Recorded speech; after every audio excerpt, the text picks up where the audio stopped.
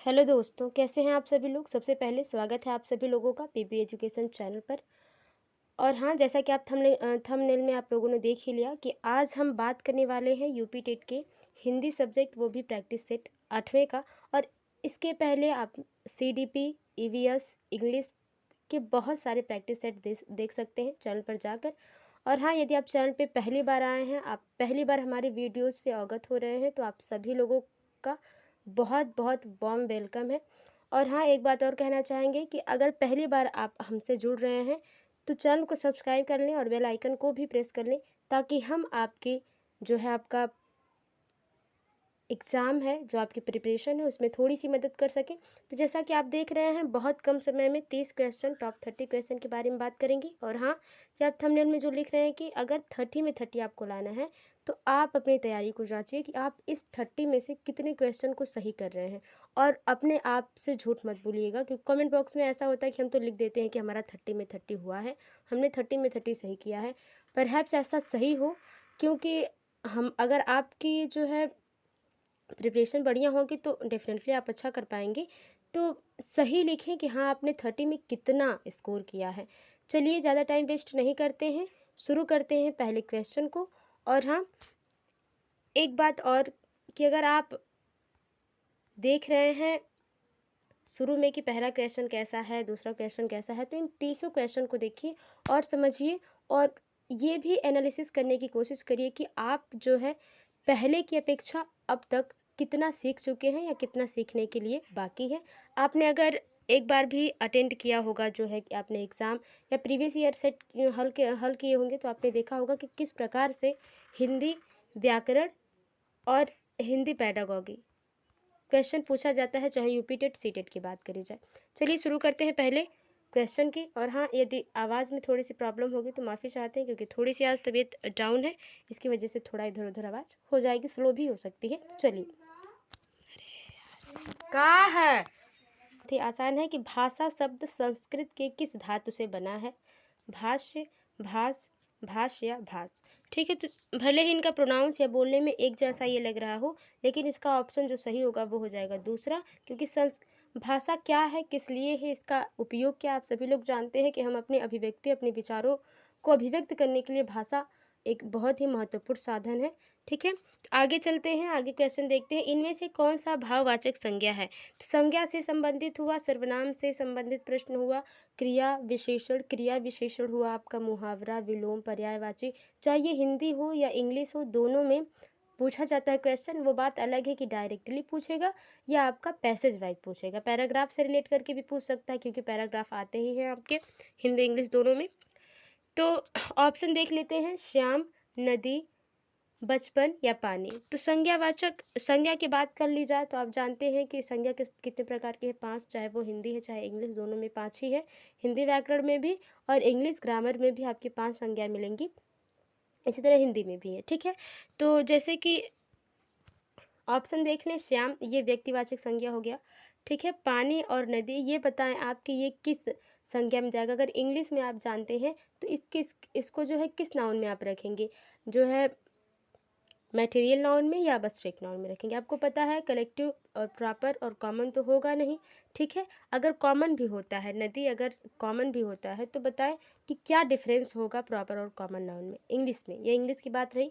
हिंदी की बात कर लेते हैं। जब भाववाचक संज्ञा की बात हो रही है, तो तीसरा ऑप्शन आपका सही हो जाएगा, बचपन। बचपन जो होगा वो आपका सही हो जाएगा ऑप्शन। तीसरा ऑप्शन देख लेते हैं, निजवाचक सर्वनाम। अब यहाँ पे हम बात करेंगे सर्वनाम कितने प्रकार के होते हैं और क्या क्या इनकी इंपॉर्टेंस होती है, इनके बारे में भी डिटेल थोड़ी सी बात कर लेंगे। तो निजवाचक सर्वनाम का प्रयोग किस वाक्य में हुआ है, पूछा जा रहा है। ठीक है, तो चलिए बात कर ऑप्शन देख लेते हैं। यह मेरी निजी पुस्तक है, मतलब अपनी पुस्तक है। निजी से हम निजवाचक सर्वनाम नहीं कह सकते। आज अपनापन कहाँ है, अपनों से क्या छुपाना, आप भला तो जग भला। देखिए, अपनापन कहाँ है, यह एक प्रश्नवाचक वाक्य हो जाता है, क्योंकि इसमें जो है पूछा जा रहा है कहाँ है। ठीक है, यहाँ पे प्रश्न किए जा रहे हैं, चाहे वो भले ही दूसरे सेंस में हो। ठीक है, तीसरे का सही ऑप्शन की बात कर ली जाए सबसे पहले, तीसरे का सही ऑप्शन हो जाएगा चौथा, आप भला तो जग भला। ये सही हो जाएगा निजवाचक सर्वनाम। अब देख लेते हैं सर्वनाम के भेद या प्रकार कितने हैं। तो 6 हैं इसके भेद। 6 की बात कर ली जाए तो पुरुषवाचक, निजवाचक, निश्चयवाचक। निश्चयवाचक की जब आप बात करते हैं तो इसमें दो ही आप समझ सकते हैं, जैसे जहाँ पे यह और वह आ जाता है तो यह आपका निश्चयवाचक हो जाता है। ये एक प्रकार की ट्रिक है, आप समझ लीजिए कि उदाहरण के हिसाब से आप चीज़ों को पहचान सकते हैं। ठीक है, ये निश्चयवाचक की बात हो गई। और बात हो गई आगे अनिश्चयवाचक। अनिश्चयवाचक की जब बात होती है तो यहाँ पे अगर वाक्य में कुछ, कोई, इस तरह से शब्द आ जाते हैं तो वो अनिश्चयवाचक हो जाएंगे। प्रश्नवाचक आप जानते हैं, जैसे कहाँ, क्यों, किस लिए, इस प्रकार से शब्द आ जाएंगे तो क्या हो जाएंगे, प्रश्नवाचक सर्वनाम हो जाएगा और प्रश्नवाचक शब्द भी हो जाता है वो। संबंधवाचक, जहाँ पे संबंध दर्शाया जाए, जैसे कि जैसी, ठीक है, जैसी, वैसी, जस तस, इस तरह से शब्द आते हैं ना हिंदी में, तो वो क्या हो जाते हैं, संबंधवाचक सर्वनाम हो जाते हैं। तो ये रही फिलहाल सर्वनाम की बात। आगे चलते हैं, शिव का विशेषण क्या है। विशेषण पूछा जाता है बहुत ज़्यादा, तो शिवेश, शंकर, शैव, शैल। तो चौथे के सही आंसर की बात कर ली जाए तो तीसरा ऑप्शन सही हो जाएगा, शैव। तीसरा ऑप्शन क्या हो जाएगा आपका, बिल्कुल ही सही हो जाएगा, ये शिव का विशेषण हो जाएगा, शैव। आगे देखते हैं, वह घर पहुंच गया। इस वाक्य में पहुंच गया निम्नांकित में से किस क्रिया का उदाहरण है। क्रिया नहीं पूछा गया किस में से क्या क्रिया है, क्रिया के भेद पूछ लिए गए हैं यहाँ पे एक प्रकार से। तो प्रेरणार्थक क्रिया है, अकर्मक क्रिया है, संयुक्त क्रिया है, पूर्वकालिक क्रिया है। तो क्रिया की बात कर ली जाए सबसे पहले, तो क्रिया आप जानते हैं कि कुछ वाक्य ऐसे होते हैं जिनमें क्रिया होती है, कर्म होता है, और क्रिया तो सब में होगी, कर्म की बात हो जाती है। कुछ वाक्य जो होते हैं उसमें कर्म होता है और कुछ में कर्म नहीं होता है। ठीक है, तो जिसमें कर्म होता है वह अकर्मक क्रिया हो जाती है।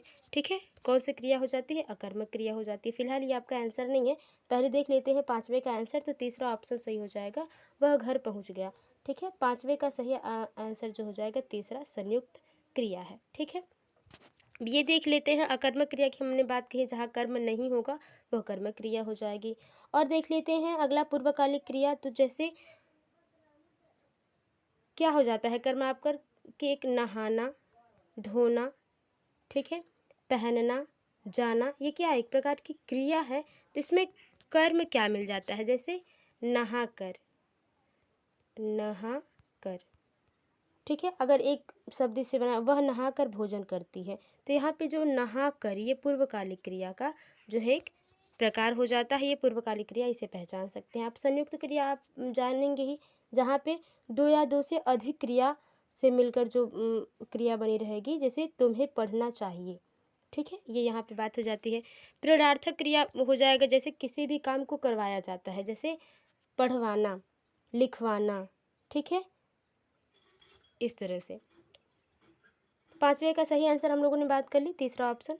ठीक है, आगे देखते हैं, भूतकाल के कितने भेद हैं। भूतकाल के भेद, काल से संबंधित प्रश्न हमेशा पूछे जाते हैं, चाहे वो पैराग्राफ से पूछे या डायरेक्ट पूछे। अधिकतर आपने डायरेक्ट ही देखा होगा काल से जब प्रश्न पूछे जाते हैं, जिसको हम इंग्लिश में टेंस कहते हैं। ठीक है, तो भूतकाल के कितने भेद हैं, तो सही ऑप्शन की बात कर ली जाए छठे का, तो 3 होते हैं, 5 होते हैं, 6 होते हैं कि 7 होते हैं, तो 6 होते हैं। जैसे कि आपने सर्वनाम में देखा 6 प्रकार के सर्वनाम के भेद 6 होते हैं, उसी तरह से भूतकाल के भी 6 भेद होते हैं। वो कौन कौन से हैं उनके बारे में बात कर लें सबसे पहले हम। तो बात कर लेते हैं, हम बोल देते हैं, आप लिख लीजिए, जैसे सामान्य, सामान्य भूतकाल, आसन्न भूतकाल, पूर्व भूतकाल, अपूर्ण भूतकाल, संदिग्ध भूतकाल, हेतु हेतुमद भूतकाल। ठीक है, इस तरह से होता है।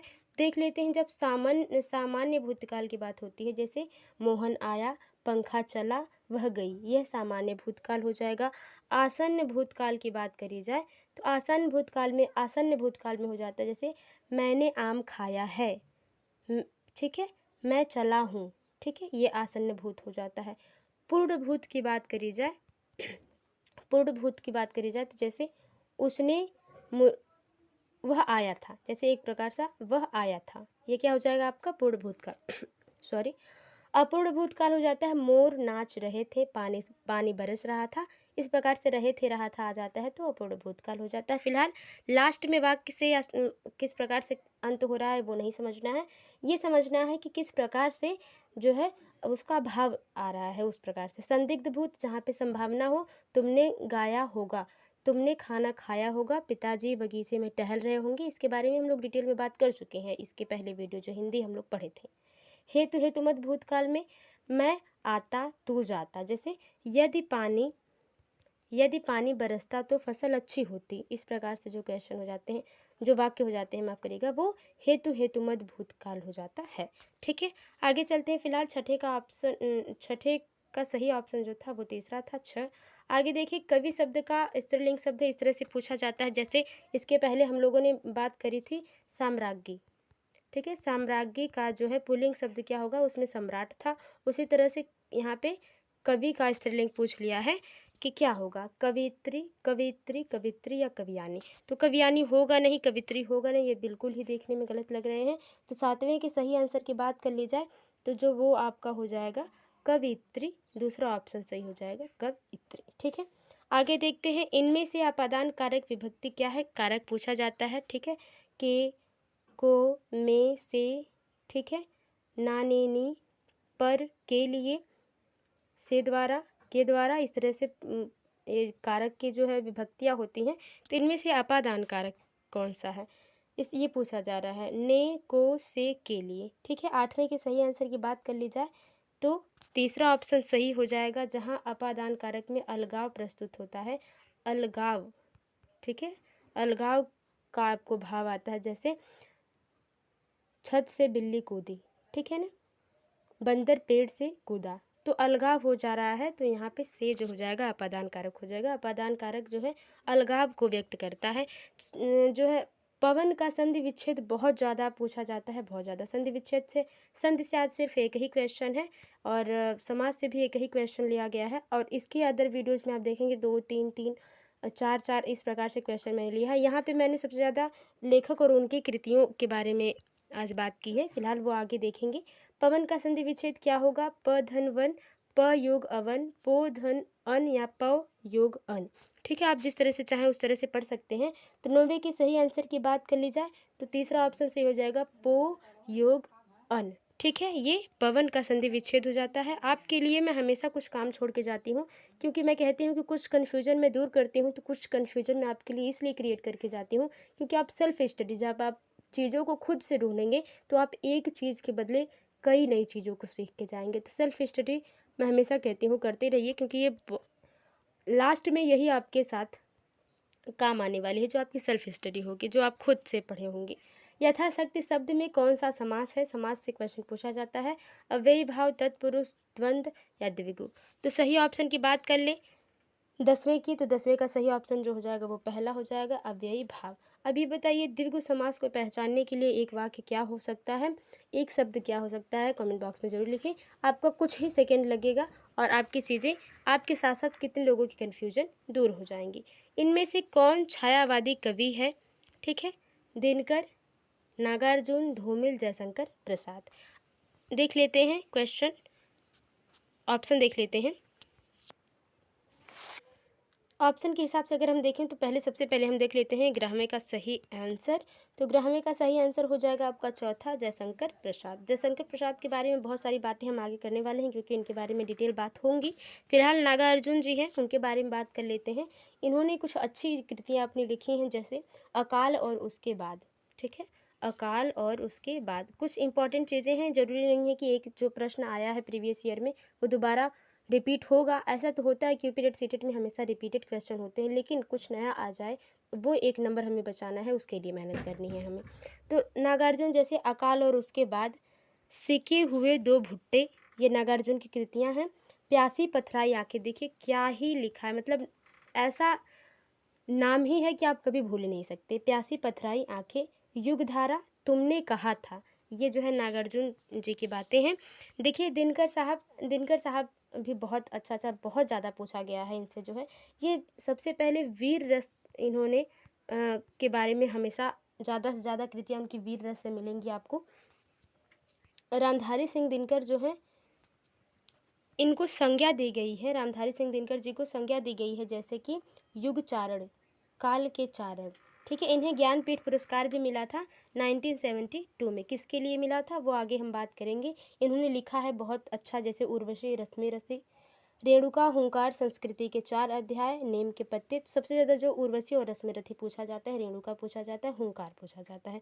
तो आप याद रखिएगा, इन चारों पांचों में से कुछ भी पूछ लिया जा सकता है। ठीक है, आगे देखते हैं। 11वें का सही आंसर हम लोगों ने चौथा देख लिया। कविता में मुक्त छंद का प्रयोग किसने आरंभ किया था? कविता में मुक्त छंद।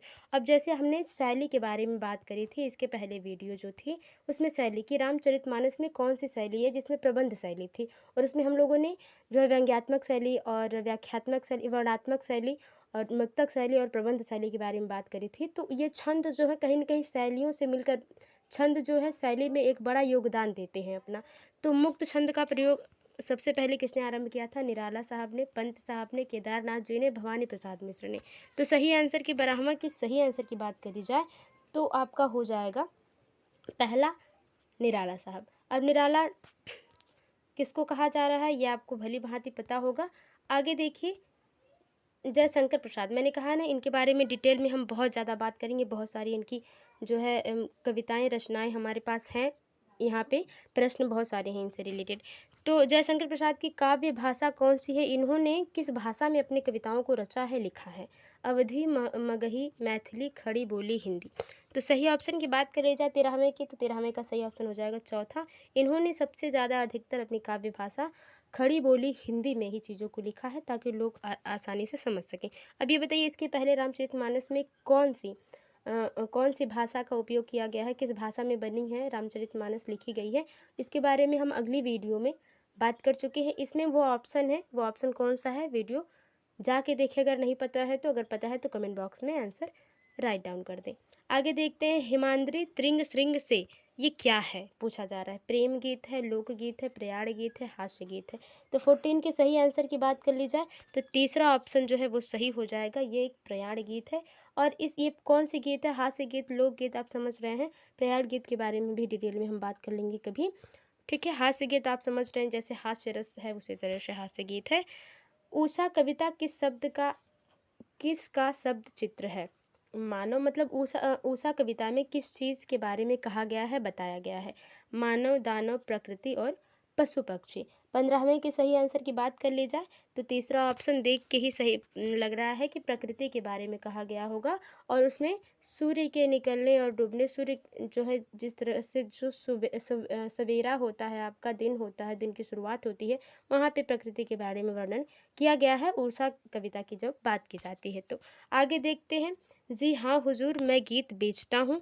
ये एक कविता की पंक्ति है, और वो कौन सी कविता है? रोटी, ऊषा, स्वदेशी शासक, गीत फरोश। देखिए, ऊषा में आप लोगों ने देख लिया अभी अभी कि इसमें क्या है, प्रकृति के बारे में वर्णन है। रोटी जहाँ गरीबी की बात आ जाती है वहाँ ये बात है। जी हाँ हुजूर मैं गीत बेचता हूँ, ये कविता जो पंक्ति जो ली गई है वो 16 के सही आंसर की अगर हम सीधे सीधे बात कर लें तो चौथा ऑप्शन जो हो जाएगा वो सही हो जाएगा, गीत फरोश। ठीक है, जी हाँ हुजूर मैं गीत बेचता हूँ। आगे देखते हैं, जनतंत्र का जन्म किस कवि की रचना है? जनतंत्र का जन्म, जिसे आप प्रजातंत्र के बारे में अब जानते हैं। राजतंत्र हटा और प्रजातंत्र जिस तरह से चला उसके बारे में यहाँ पे बात होती है, जनतंत्र। तो ये किसने लिखा है? महादेवी वर्मा ने, शमशेर बहादुर सिंह ने, दिनकर जी ने, धूमिल जी ने। देख लेते हैं सही आंसर। तो 17वें का सही आंसर की बात कर ली जाए तो तीसरा ऑप्शन सही हो जाता है। और इनके बारे में थोड़ी बात कर लेते हैं कि दिनकर साहब क्या क्या इन्होंने किस प्रकार से चीज़ों को लिखा है। दिनकर साहब की बात करें तो इन्होंने लिखी है जैसे कि अनामिका। ठीक है, अनामिका हम साफ से लिख देते हैं, यदि हम बोल रहे हैं तो आप लिख सकते हैं अनामिका। ठीक है, परिमल, गीतिका, तुलसीदास। सबसे ज़्यादा पूछा जाता है कि तुलसीदास किसके द्वारा रचा गया है? ठीक है, तो ये निराला जो है ये निराला जी की सारी चीज़ें हैं। अनामिका, परिमल, दिनकर साहब के बारे में तो हम बात कर रहे हैं ना, तो ये जो हमने बताया अभी भी वो निराला साहब की है, माफ़ करिएगा। दिनकर साहब की बात कर ली जाए तो रामधारी सिंह दिनकर के बारे में बात हो रही है, और ये हम निराला के बारे में बात कर रहे हैं। तो तुलसीदास तो निराला जी की है, ये बात हो जाती है। ठीक है, अभी भी हम इसके पहले माफ़ी चाहते हैं, बात कर चुके हैं। इन्होंने उर्वशी, रश्मिरथी, रेणुका, हुंकार, ये सारी चीज़ें लिखी हैं। ये निराला साहब की बातें आगे हम कर लेंगे। ठीक है, मुझे लगा कि हम निराला जी की बात कर रहे हैं। इनमें से कौन आंचलिक कथाकार? जब मैंने ये कहा कि तुलसीदास तब मुझे याद आया कि वो ये तो जो है दिनकर साहब नहीं, निराला साहब की बात हो रही है। इनमें से कौन आंचलिक कथाकार हैं? प्रेमचंद्र, जयशंकर प्रसाद, कमलेश्वर, फंडीश्वर नाथ रेणु। तो सही ऑप्शन की बात कर लीजिए 18वें की, तो 18वां का सही ऑप्शन जो हो जाएगा वो हो जाएगा चौथा, फंडीश्वर नाथ रेणु जी ने लिखी है। आंचलिक कथाकार हैं ये। और आंचलिक क्या है उसके बारे में हम बात करेंगे डिटेल में। तो पहले देख लेते हैं कि मुंशी प्रेमचंद जी ने क्या क्या चीज़ें लिखी हैं और कितनी अधिक, कितना ज़्यादा पूछा गया है।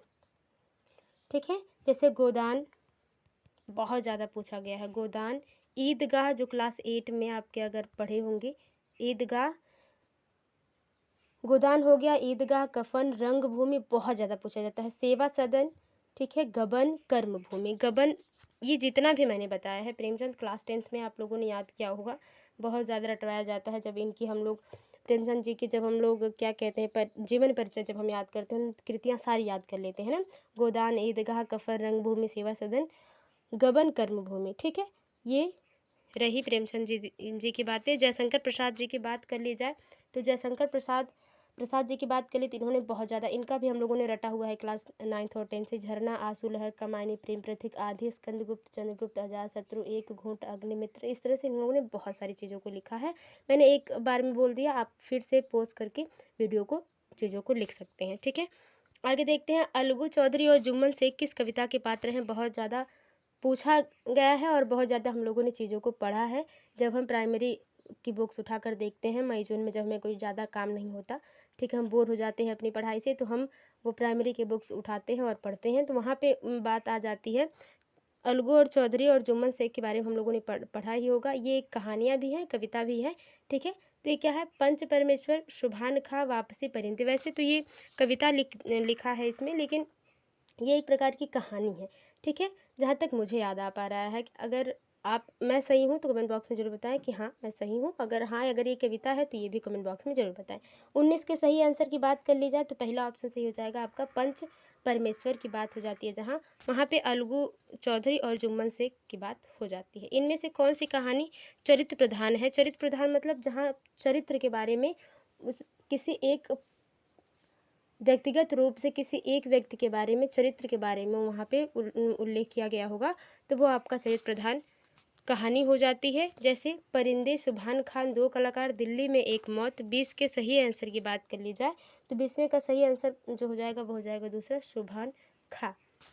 आगे देखते हैं। दिल्ली में एक मौत जो भी हम लोगों ने ऑप्शन में देखा, किस कहानीकार की रचना है? मोहन राकेश, भीष्म साहनी, कमलेश्वर नीलमल वर्मा जी। तो 21 के सही आंसर की बात कर ली जाए तो 21 का जो सही आंसर हो जाता है वो हो जाता है आपका तीसरा, कमलेश्वर। आगे देखते हैं अगला क्वेश्चन। ठीक है, प्रथम सूफी प्रेमाख्यानक काव्य के रचयिता हैं? असाइल, जायसी, मुल्ला दाऊद, कुतुबन। ठीक है, तो 22 के सही आंसर की बात कर ली जाए तो पहला ऑप्शन सही हो जाता है, असाइल। ठीक है, प्रथम सूफी प्रेमाख्यानक काव्य के ये रचयिता रहे हैं। निम्नलिखित में हिंदी के प्रथम गद्यकार हैं? राजा शिव प्रसाद, सितारे हिंद, लल्लू लाल, भारतेंदु हरिश्चंद्र, बालकृष्ण भट्ट। भारतेंदु हरिश्चंद्र क्यों प्रसिद्ध हैं हम हिंदी काव्य में या हिंदी गद्य की जब बात आती है, और इन्होंने किस जो है एक धारा इन्होंने जो प्रस्तुत की है वो कौन सी रही है, वो कमेंट बॉक्स में ज़रूर बताएं। ठीक है, सही ऑप्शन की बात कर ले 23 के, तो 23 के जो सही ऑप्शन हो जाएगा वो हो जाएगा आपका दूसरा, लल्लू लाल। ठीक है, हिंदी के प्रथम गद्यकार हैं ये। आगे देखते हैं। हिंदी के सर्वप्रथम प्रकाशित पत्र का नाम है? सम्मेलन पत्रिका, उतंड मारदंड और सरस्वती नागरी प्रचारणी पत्रिका। सही ऑप्शन की बात कर ली जाए 24 के, तो 24 का सही ऑप्शन जो हो जाएगा वो हो जाएगा दूसरा, पत्र या पत्रिका के नाम से बात की जाती है उतंड मारदंड। ये क्लास 10th की जब आप वो समरी सारांश पढ़ना शुरू करते हैं हिंदी में पहले ही लेसन से, जहाँ पे सारणी खत्म होती है लेसन वाइज, उसके बाद पढ़ेंगे आपको दूसरे पेज पे ही मिल जाएगा कि ये जो अपना पहला जो पत्रिका है उतंड मारतंड के नाम से जाना जाता है। और देखिए सरस्वती पत्रिका के संपादक कौन रहे हैं, ये अगर आपको पता है तो कमेंट बॉक्स में ज़रूर बताएं। ठीक है, आगे देखते हैं। छायावाद के प्रवर्तक का नाम है? सुमित्रानंद पंत, श्रीधर पाठक, मुकुटधर पांडे, जयशंकर प्रसाद। तो देखिए छायावादी युग कब से कब तक रहा, ये कमेंट बॉक्स में आपके लिए है काम है। एक बहुत ही कम सेकंड में आपको टाइम मिलेगा। आप बहुत ही कम समय में कमेंट बॉक्स में नोट डाउन कर दें चीज़ों को। तो सुमित्रानंद, पहले 25 के आंसर की बात कर ली जाए तो चौथा ऑप्शन सही हो जाएगा। जयशंकर प्रसाद के बारे में हम लोगों ने बात कर ली। इन्होंने झरना, आंसू, लहर, कमानी, प्रेम पत्र, गांधी, स्कंदगुप्त, चंद्रगुप्त, अजातशत्रु, एक घूंट, अग्निमित्र, बहुत सारी चीज़ों को ऐसे लिखा है। तो आप ये रख लीजिए, चौथा ऑप्शन सही हो जाएगा। सुमित्रानंद पंत की बात करें तो इन्होंने लिखा है जैसे कि आपका ग्रंथि वीणा, पल्लव, गुंजन, स्वर्ण किरण। ठीक है, ग्रंथि वीणा बहुत ज़्यादा पूछा जाता है, पल्लव, गुंजन और ग्रंथि वीणा बहुत ज़्यादा पूछा जाता है। तो ये चीज़ें आपको याद रहनी चाहिए। ठीक है, श्रीधर पाठक, अब पाठक साहब से बहुत ज़्यादा क्वेश्चन पूछे नहीं जाते हैं। फिलहाल इनके बारे में हम बहुत वीडियोज़ में बात कर चुके हैं, आप जाके उन वीडियोज़ को देख सकते हैं। ठीक है, प्रगतिवाद उपयोगितावाद का दूसरा नाम है, यह कथन किसका है? रामविलास शर्मा, प्रेमचंद्र, नंदूलाल वाजपेयी, सुमित्रानंद पंत। 26 के सही आंसर की बात कर ली जाए तो जो 26 का सही आंसर हो जाएगा वो हो जाएगा तीसरा, नंद दुलारे वाजपेयी जी का ये कथन है कि प्रगतिवाद जो है उपयोगितावाद का दूसरा नाम है। ठीक है, प्रेमचंद के बारे में हम लोगों ने बात कर ली। इन्होंने गोदान, ईदगाह, कफन, रंगभूमि, सेवा सदन, सेवा सदन आपको याद होगा, ईदगाह आपको याद होगा, गोदान भी आपने पढ़ी है, कर्मभूमि भी आपने पढ़ी है, कफन भी आपने पढ़ी, क्योंकि प्रेमचंद्र की बहुत सी ऐसी कम ही रचनाएं होंगी जो हम और आप नहीं पढ़ी होंगी, सभी लोगों ने पढ़ी होगी। आगे देखिए, प्रेमचंद्र के अधूरे उपन्यास का नाम है, क्या है? गबन, रंगभूमि, मंगलसूत्र, सेवा सदन। 27 के सही आंसर की बात कर ली जाए तो जो तीसरा ऑप्शन हो जाएगा वो ऑप्शन सही हो जाएगा, मंगलसूत्र। मंगलसूत्र जो है प्रेमचंद्र जी के अधूरा उपन्यास है, और क्यों यह अधूरा रह गया ये आप कमेंट बॉक्स में बताएं। और ये मंगलसूत्र में जो है कहानी है वो ये है कि एक स्त्री जो है वो विवाह के पश्चात किस प्रकार से बदल जाती है, किस प्रकार से फाउंडेशन में रहने लगती हैं, वो वहाँ पे बात हुई है। रामधारी सिंह दिनकर को भारतीय ज्ञानपीठ पुरस्कार प्राप्त हुआ था, किसके लिए? रश्मि रथी के लिए, परशुराम की प्रतीक्षा के लिए, कुरुक्षेत्र के लिए, या उर्वशी पर? तो सही ऑप्शन की बात कर ली जाए 28 के, तो 28 का सही ऑप्शन जो हो जाएगा, चौथा ऑप्शन सही हो जाएगा, उर्वशी। रामधारी सिंह दिनकर के बारे में हम लोगों ने बात कर ली। इन्होंने उर्वशी, रश्मि रथी, रेणुका, हुंकार, संस्कृति के 4 अध्याय, नीम के पत्ते, इस प्रकार से आप एक कविता के लय में याद करेंगे तो आपको भी चीज़ें याद हो जाएंगी।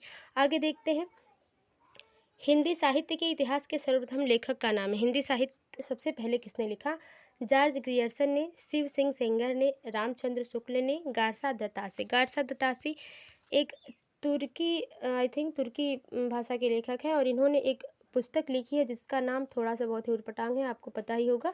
कमेंट बॉक्स में बताएं, मैं प्रोनाउंस बहुत मुश्किल से कर पाती हूँ इसलिए मैं प्रोनाउंस नहीं करूँगी। अगर आप प्रोनाउंस कर पाते हैं तो कमेंट बॉक्स में ज़रूर लिखें।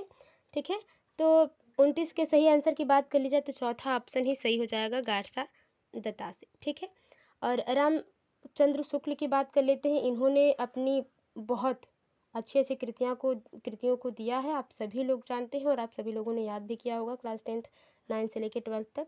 ठीक है, आगे देखते हैं, पद्मावत किसकी रचना है? नाभादास, केशवदास, तुलसीदास, जायसी। तो 30 के सही आंसर की बात कर ली जाए तो जायसी सही हो जाएगा। अगर पद्मावत किसकी रचना है? ठीक है, जायसी की है। अगर थोड़ा सा मुझे कन्फ्यूजन है तो इसमें एक क्वेश्चन में आपको अगर सही आंसर पता हो, ऐसे जायसी साहब ही होंगे ऑप्शन के हिसाब से। ठीक है, तुलसीदास जी की बात कर ले तो तुलसीदास जी ने एक अच्छी चीज़ें, बहुत सी चीज़ें, जैसे दोहावली, रामाज्ञा प्रश्न, रामचरितमानस। सबसे ज़्यादा पूछा जाता है कि रामचरितमानस किसके द्वारा लिखी गई, तो तुलसीदास जी के द्वारा लिखी गई है। इसमें कौन सी शैली है, कौन सी भाषा है, इसके बारे में हम बहुत सी वीडियोज़ में बात कर चुके हैं, जाके उन वीडियोज़ को देखें और अपने कन्फ्यूजन को क्लियर करें। ये थे 30 क्वेश्चन, आई होप आपको पसंद आए होंगे। वीडियो थोड़ी सी भी हेल्पफुल लगी हो तो वीडियो को लाइक करें, शेयर करें, कमेंट करें।